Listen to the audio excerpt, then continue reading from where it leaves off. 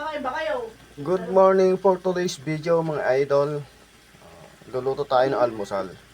Ito yung skinless hamonado. Ayan. Binilan ako ng skinless hamonado ni ma'am. Ayan. Titikman na namin yan. Skinless hamonado. Tapos piprito din ako ng itlog saka ng tuyo. Almusal mga idol. Bago pumasok sa trabaho. Ayan. Medyo malapit na maluto mga idol.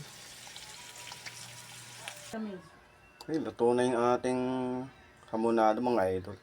Sasangag na tayo. Nakasalang na yung ating sinangag mga idol. May 400 pieces na magic sarap. Yan, isura niya mga idol. Parang hamonado rice na rin din. Diba?